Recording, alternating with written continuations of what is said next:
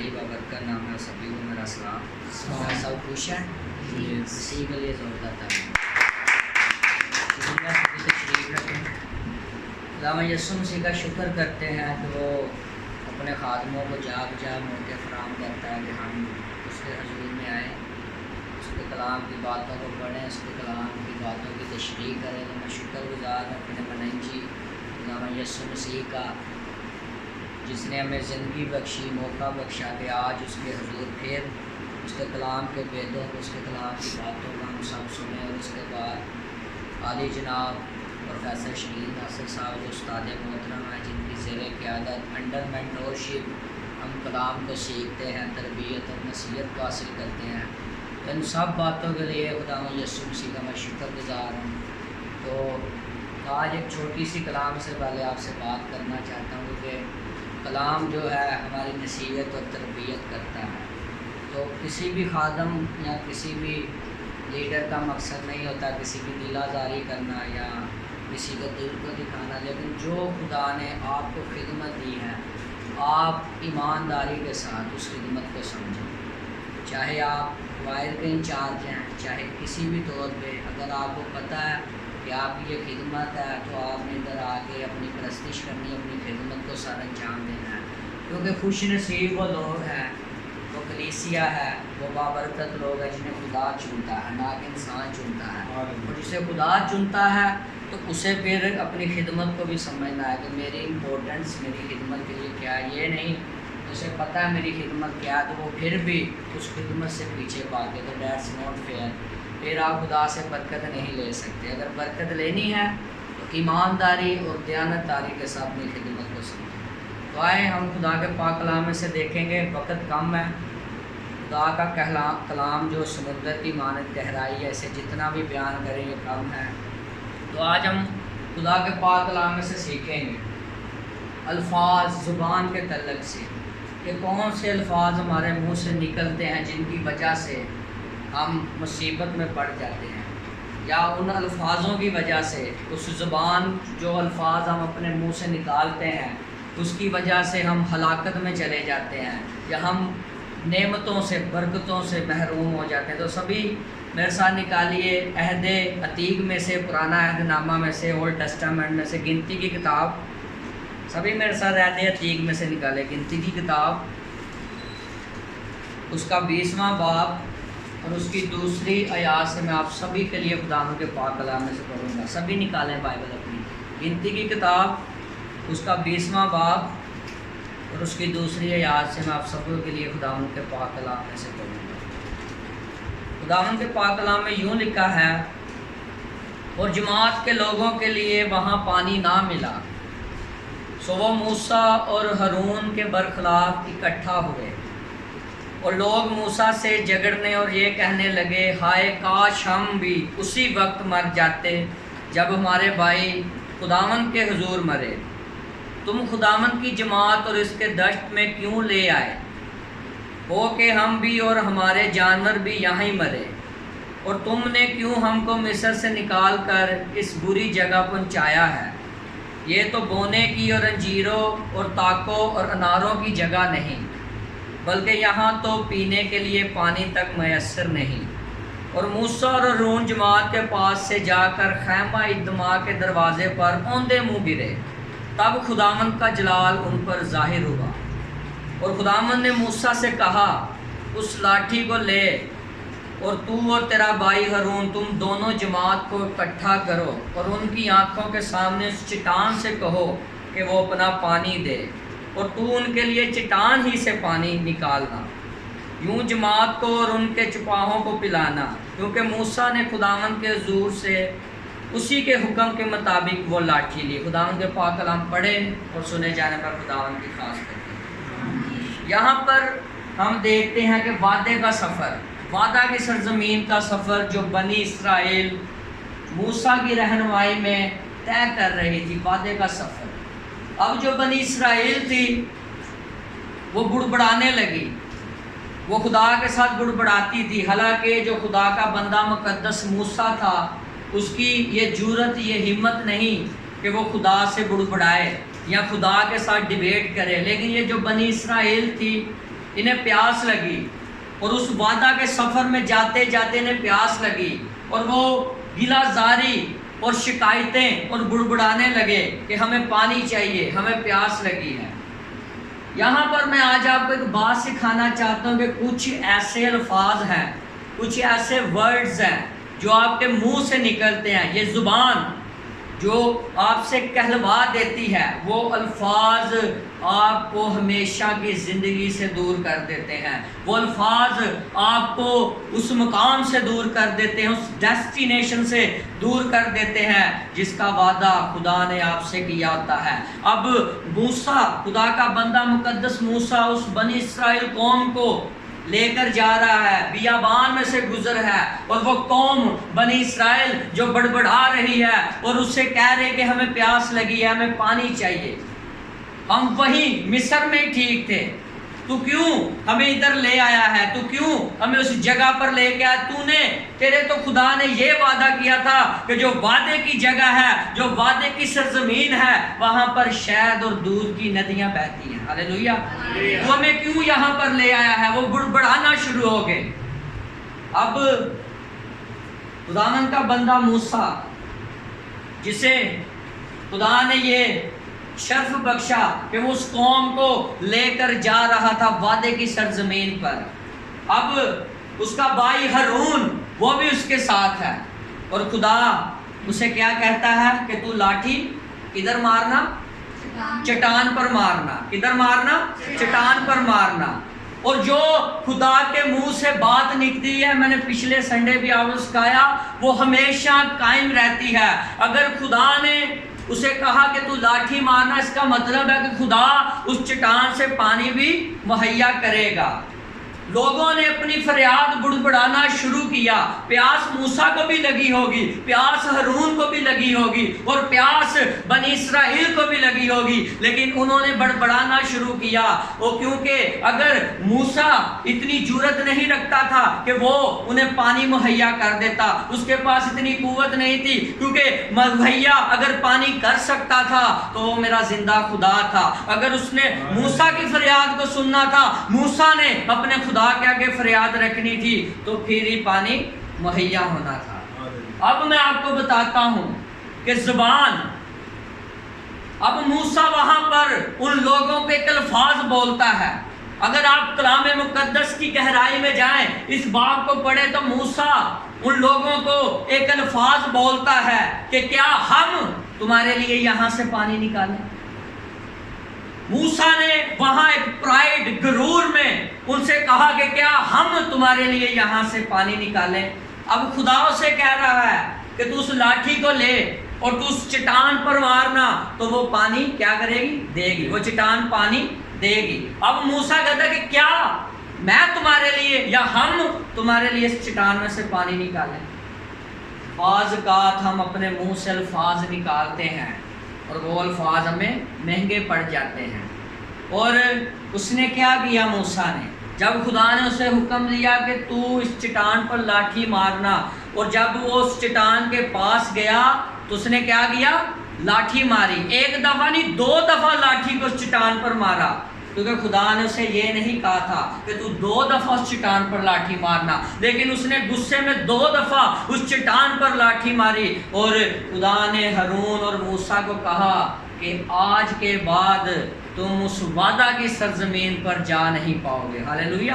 کیونکہ جب خدا نے اسے حکم دیا کہ تو ایک دفعہ لاٹھی کو مارنا اور دوسری دفعہ تو کہہ دینا تو پانی آ جائے گا، لیکن موسیٰ نے اپنے غرور ان ورڈز میں جو اس کی زبان سے نکلے کہ کیا میں تمہارے لیے یہاں سے پانی نکالوں، تو اس نے خدا کے حکم کو برخاست کر کے اپنے حکم کو جاری کیا، اور اس نے 2 دفعہ اس لاٹھی کو اس چٹان پر لگایا، اور وہ وعدہ کی سرزمین سے جس کا خدا نے اس سے وعدہ کیا، ہارون اور موسیٰ کو خدا نے کہا کہ آج کے بعد تم اس وعدہ کی سرزمین پر نہیں جا سکو گے۔ ہاللیلویہ۔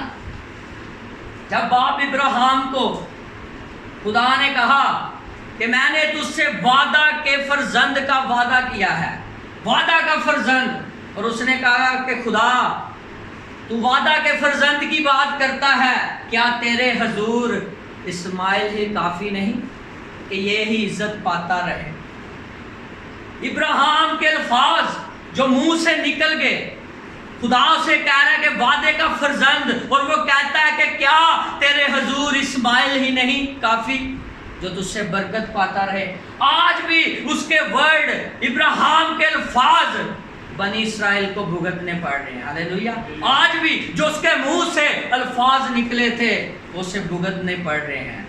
جب آپ اس کلام سے ہٹ کے اپنے ورڈز کو استعمال کرتے ہیں تو آپ ہمیشہ کی زندگی سے محروم ہو جاتے ہیں، پھر آپ کے لیے کچھ بھی نہیں بچتا۔ اور مثال کی کتاب کا اگر آپ مطالعہ کریں تو وہاں پر لکھا ہے کہ یہ زبان زندگی اور موت کیا کرتی ہے؟ زندگی اور موت کسی کو نہیں پتا۔ زندگی اور موت زبان کے ہاتھ میں ہے۔ کس کے ہاتھ میں ہے؟ زندگی اور موت کس کے ہاتھ میں ہے؟ زبان کے ہاتھ میں۔ اگر آپ ان الفاظوں کو جذبات میں آ کر، غصے میں آ کر، خدا کے کلام سے ہٹ کر اپنے طور پر پروفیسی کرتے ہیں تو پھر اس کا انجام آپ کو بھگتنا پڑتا ہے۔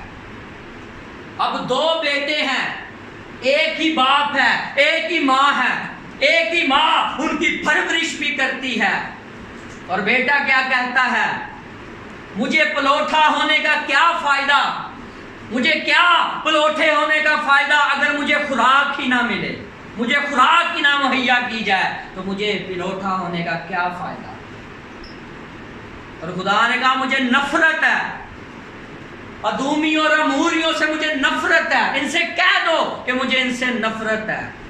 اور آج بھی وہ قوم سٹرگل کرتی ہے، اور عیساؤ کے وہ ورڈ جو اس کے منہ سے نکلے، جو اس نے الفاظ اپنے منہ سے نکالے، آج بھی اس کے ورڈ اس کی قوم میں آپ دیکھ سکتے ہیں۔ آپ ان چیزوں کو اس کی قوم میں دیکھ سکتے ہیں کہ جب خدا کے حضور آپ نازیبا الفاظوں کو استعمال کر دیتے ہیں پھر آپ ان چیزوں سے محروم ہو جاتے ہیں۔ پھر یہ آپ کی زبان جب آپ کو تخت سے نیچے اٹھا کر پھینک دیتی ہے، کیونکہ آپ نے جذبات میں آ کے اپنی خدمت کو، اپنے اس رتبے کو نہیں سمجھا اور آپ نے ان الفاظوں کو اپنے منہ سے نکال دیا۔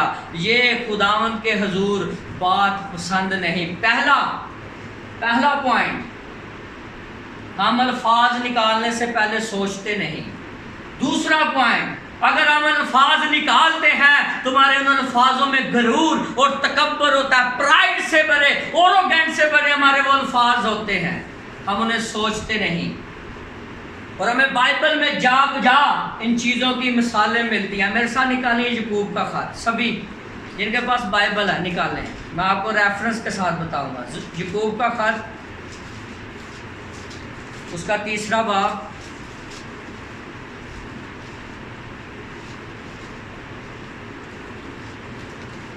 یہ پورا باب میں آپ کے لیے پڑھوں گا۔ یعقوب کا خط، اس کا 3 باب، آپ سب کی رہنمائی کی۔ خدا کے پاک کلام میں یوں لکھا ہے، اے میرے بھائیو، تم میں سے بہت سے استاد نہ بنے، کیونکہ جانتے ہو کہ ہم جو استاد ہیں زیادہ سزا پائیں گے، اس لیے کہ ہم سب کے سب اکثر خطا کرتے ہیں۔ کامل شخص وہ ہے جو باتوں میں خطا نہ کرے، وہ سارے بدن کو بھی قابو میں رکھ سکتا ہے۔ جب ہم اپنے قابو میں کرنے کے لیے گھوڑوں کے منہ میں لگام دے دیتے ہیں تو ان کے سارے بدن کو بھی گھما سکتے ہیں۔ دیکھو جہاز بھی اگرچہ بڑے بڑے ہوتے ہیں اور تیز ہواؤں سے چلتے جاتے ہیں تو بھی ایک نہایت چھوٹی سی پتوار کے ذریعے سے مانجی کی مرضی کے موافق گھمائے جاتے ہیں۔ اسی طرح زبان بھی ایک چھوٹا سا عضو ہے اور بڑی شیخی مارتی ہے۔ دیکھو تھوڑی سی آگ سے کتنے بڑے جنگل میں آگ لگ جاتی ہے۔ زبان بھی ایک آگ ہے۔ زبان ہمارے اعضاء میں شرارت کا ایک عالم ہے اور سارے جسم کا داغ لگاتی ہے اور دائرہ دنیا کو آگ لگا دیتی ہے اور جہنم کی آگ سے جلتی رہتی ہے، کیونکہ ہر قسم کے چوپاہے اور پرندے اور کیڑے مکوڑے اور دریائے جانور تو انسان کے قابو میں آ سکتے ہیں اور آئے بھی ہیں، مگر زبان کو آدمی قابو میں نہیں کر سکتا۔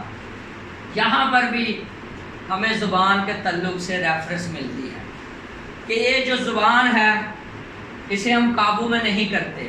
ہم بیفور to mention anything. کسی چیز کو کہنے سے پہلے ہم سوچتے نہیں کہ کیا میرے پاس یہ خدمت ہے، میرے پاس یہ عہدہ ہے، کیا میں اس چیز کو اچھی طریقے سے بیان کر رہا ہوں. ہمیں اعمال کی کتاب میں واقعہ ملتا ہے ہیرودیس بادشاہ کا، سب کو پتہ ہوگا جو بائبل پڑھتے ہیں.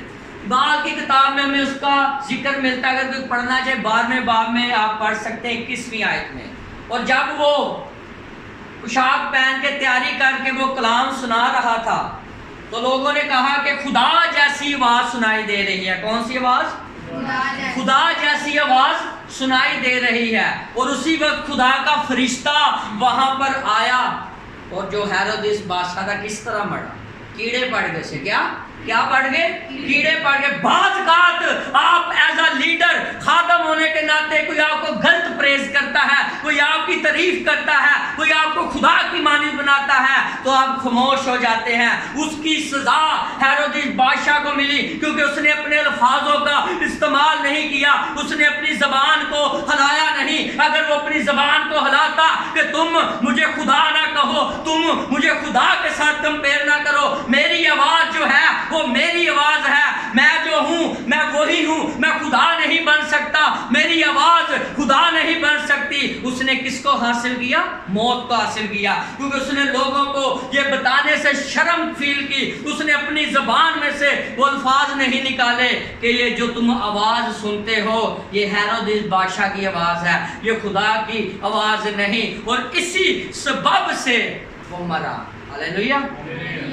اور جب اسی حوالہ سے ہمیں پلوس اور برناباس کا بھی ذکر ملتا ہے، جب ان لوگوں نے پریز کیا، جب ان کے ناموں سے لوگوں نے ان کو پکارا، تو میں آپ کو وہ پڑھانا چاہتا ہوں. نکالیے میرے ساتھ اعمال کی کتاب، سبھی نکالیے. یوحنا کے بعد آتی ہے اعمال کی کتاب، سبھی نکالیے.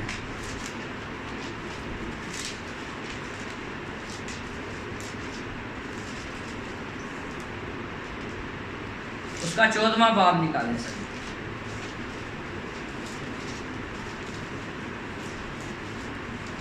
اس کی 12ویں آیت سے میں آپ سبھی کے لیے خداوند کے پاک کلام میں سے پڑھوں گا. اور خداوند کے کلام میں یوں لکھا ہے، اور انہوں نے برناباس کو زیوس کہا اور پلوس کو ہرمیس، اس لیے کہ یہ کلام کرنے میں سبقت رکھتا تھا. آمین. انہوں نے کیا کہا؟ برناباس کو زیوس کہا اور پلوس کو ہرمیس کہا. اور وہ بھاگ کر ان لوگوں کے پاس جاتے ہیں، پلوس اور برناباس، اور وہ بھاگ کر ادھر جا کر اپنے کپڑے پاڑ کر کہتے ہیں کہ ہمیں خدا کی مانند نہ بناؤ، ہم بھی آپ کی مانند ہے، جس طرح آپ ہو ہم بھی آپ کی مانند ہے. اب یہاں پر ہمیں ذکر ملتا ہے کہ پلوس اور برناباس نے اپنی زبان کو کھولا اور انہوں نے اقرار کیا کہ ہم خدا نہیں، تم ہمیں خدا کے ساتھ یا کسی آئیڈل یا کسی بت کے ساتھ کمپیئر نہ کرو، بلکہ ہم آپ کی مانند ہے. جس طرح خدا نے آپ کو انسان بنایا ہے ہم بھی اسی مانند ہیں، ہمیں اتنا بڑا شرف نہ دو. انہوں نے اپنی زبان سے اس بات کا اقرار کیا. ہیرودیس اپنی زبان سے بولنے سے قاصر تھا، اسے تخت سے نیچے گرا کر مار دیا گیا. اور یہ خدا کا بندہ پلوس اور برناباس یہاں پر اپنی زبان سے شہادت دیتے ہیں کہ ہم بھی کس کی مانند ہے؟ تمہاری مانند ہے. جس طرح تم ہو اس طرح ہم بھی ہیں. ہمیں کوئی اتنا بڑا درجہ نہ دو، اتنا بڑا عہدہ نہ دو جس کے وسیلہ سے ہمیں خدا ہلاکت میں پھینک دے. اور اب ہم مقدس موسیٰ کی طرف دھیان کرتے ہیں کہ اس کے چھوٹے سے الفاظ، پہلے وہ وعدہ کی سرزمین سے محروم ہوا، اس کے بعد جب اس نے 2 دفعہ وہاں پر لاٹھی ماری، اور آپ کو پتا ہے کہ وہ جو چٹان تھی وہ میرا خداوند یسوع مسیح تھا. ہاللیلویا ہاللیلویا.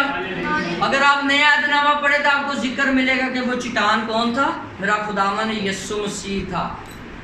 اور عزیز و آسمان اور زمین تو ٹھہر جاتے، اس کی منہ کی باتیں ہرگز نہیں ٹلتی. اگر آپ اپنی زبان کو قابو میں نہیں رکھتے، اگر آپ اپنی زبان کو اپنے کنٹرول میں نہیں رکھتے، تو یقین کریں یہ سب سے پہلے آپ کی موت کا سبب بنتی ہے. اگر آپ زندگی میں اتار چڑھاؤ آتے رہتے ہیں، اگر آپ چاہتے ہیں کہ آپ اس مشکل سے نکل کر آسانی کی طرف جائیں، تو یہ آپ کی زبان ہے جو آپ کو بچا سکتی ہے. کیونکہ خدا کا بندہ سلیمان بادشاہ جو حکمت کا بادشاہ ہے، جسے سب سے زیادہ حکمت دی گئی، چرند پرند جڑی بوٹیاں ساری حکمت خدا نے اسے دی، وہ کہتا ہے کہ زبان ہی انسان کو موت اور زندگی بخشتی ہے۔ کیا بخشتی ہے؟ موت اور زندگی بخشتی ہے۔ اگر آج خدا نے ہمیں یہ منہ اور زبان دی ہے تو ہم کیوں اس سے غلط فکرات کو بیان کریں، کیوں غلط سنٹینس کو ہم اپنے منہ سے نکالیں؟ جس طرح ہم دیکھتے آتے ہیں کہ جن سے خدا نے وعدہ کیا، جو چیز خدا نے اپنے لوگوں کے ساتھ وعدہ کیا وہ پورا کرتا ہے۔ حالانکہ کئی نبیوں میں بھی گناہ آ گیا، کئیوں نے گناہ کر دیا، لیکن ان کی توبہ تک نوبت پہنچی۔ اور آپ کو پتہ مقدس موسیٰ کو خدا نے بائبل مقدس میں کیا کہا؟ اس نے کہا کہ موسیٰ میرا دوست ہے۔ کیا ہے؟ مقدس موسیٰ کیا خدا کا دوست ہے، کیونکہ جس طرح انسان فزیکلی کسی انسان کے ساتھ کنزرویشن کرتا ہے، بات چیت کرتا ہے، اس طرح موسیٰ بھی خدا کے ساتھ کیا کرتا تھا؟ بات چیت کرتا تھا، اس کی خدا کے ساتھ ملاپ تھا۔ اور خدا نے کہا کہ میں تجھے ایک نمونہ دیتا ہوں، خیمہ اجتماع۔ کون کون جانتا ہے خیمہ اجتماع؟ خدا نے کہا میں تجھے ایک نمونہ دوں گا، تو اسی طرح اس خیمہ اجتماع کو بنانا۔ اور اگر آپ خیمہ اجتماع پر تعلیم رکھتے ہیں، اگر آپ نے پڑھا ہے بائبل میں اس کے بارے میں، اگر آپ نے پڑھا ہے تو یہ 1400 سال پہلے مسیح سے پہلے یہ خیمہ اجتماع تھا۔ 1400 سال یعنی 14 سینچریز، 1400 سال پہلے یہ خیمہ اجتماع تھا۔ اور اس کی جو شیپ تھی یہ کراس کی مانند تھی۔ کیسے تھی؟ کراس کی مانند اس کی شیپ تھی۔ اگر آپ اس کے بارے میں تعلیم سیکھیں تو ادھر عہد کا صندوق تھا۔ کیا تھا؟ عہد کا صندوق تھا۔ ادھر کیا تھا؟ کوئی بتا سکتا ہے؟ خیمہ اجتماع کی بات کر رہا ہوں۔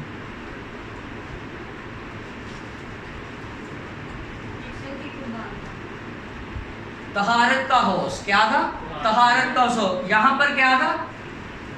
پیتل کا مذبح جہاں پر قربانی تھی، اور اس سائڈ پہ کیا ہوتا تھا؟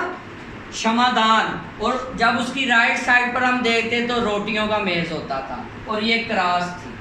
اور کراس جو تھی وہ روم کی سلیکشن نہیں تھی، وہ رومیوں کی سلیکشن نہیں تھی، بلکہ بنائے عالم سے ہی یسوع مسیح کے لیے صلیب اور ہماری نجات کا پلان تھا۔ ہاللیلویہ۔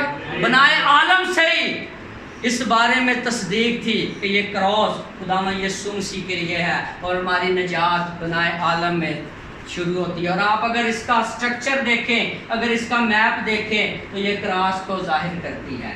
یہ چیزیں آپ نے یاد رکھنی ہے۔ اگر آپ سٹڈی کرتے ہیں، بائبل پڑھتے ہیں، تو آپ کو اس بات کا پتہ ہونا چاہیے۔ کوئی بھی خادم آپ سے پوچھ سکتا ہے اس بارے میں، یہ کراس کو ظاہر کرتی ہے۔ اور ہم اس بات سے نہیں کہتے، یہ ہم نہیں کہتے کہ خداوند یسوع مسیح ہمیں نجات کیسے ملے گی۔ کوئی پوچھتا ہے ہم کس طرح نجات کو حاصل کرتے، تو کیا ہم کہیں گے کہ خداوند یسوع مسیح ابھی مصلوب ہوگا تو پھر ہمیں نجات ملے گی؟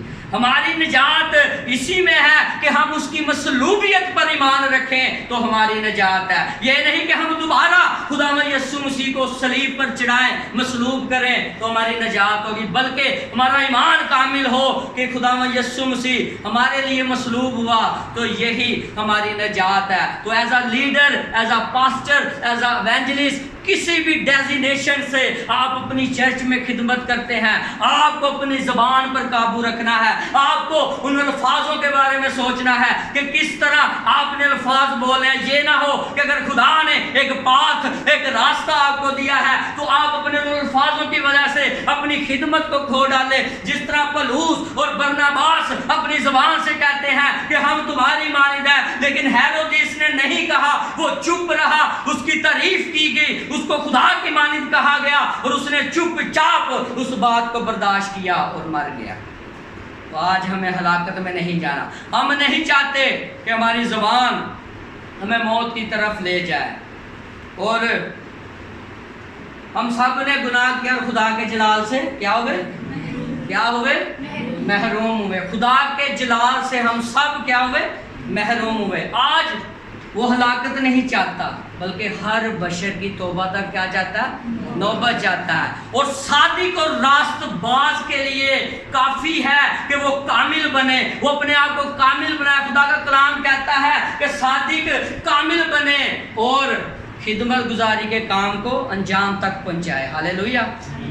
खिदमत गुजारी के काम को पूरा करे, अंजाम तक पहुंचाए। इसीलिए खुदा का बंदा पलूस अपने हम खिदमत भाई थिमोथियस को कहता है कि तू मसीह की तालीम देने से बाज ना आना, जब तक कि मसीह वापस ना आ जाए। तेरी जबान, तेरे होंठ, तेरे आंखें, तेरा पूरा जिस्म जो मसीह का बदन है इस बात का इकरार करे कि तू मसीह का बेटा है और तूने उसकी उस खालिस तालीम को लोगों तक पहुंचाना है। तो आज हमें इस कलाम से सबक सीखना है कि अगर खुदा ने हमें ये वर्ड दिए हैं, हम इसको बढ़ाएं ना घटाएं, ना इसमें कुछ अपना ऐड करें, बल्कि जो इसमें लिखा है, जो कलाम हमें सिखाता है कि हमने अपनी जुबान को काबू में रखना है। चाहे वो बेटी है, चाहे वो बेटा है, चाहे वो माँ है, चाहे वो बाप है, कलाम सब के लिए यकसा है। किसी के लिए कलाम तरफदारी नहीं करता, कलाम किसी की तरफ अपना रुझान नहीं करता, बल्कि कलाम सबको एक नजर से देखता है। क्योंकि जो कुछ इसमें लिखा है वो बेटी के लिए है,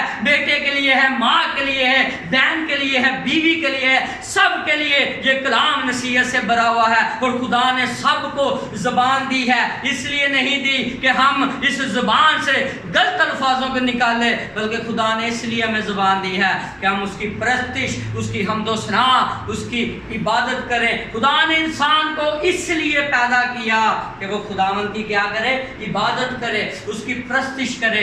तो अजीजों, आपने अपनी जुबान को काबू में रखना है। ये तख्त से पताल में फेंकती है और जो इसको काबू में रखता है वो पताल से तख्त पर चला जाता है। और जब आपके पास ये कलाम होगा, आप मजबूत हो गए। अगर आप स्टडी करते हैं तो मैं नहीं समझता कि आपकी ज़ुबान में से कुछ और निकलेगा।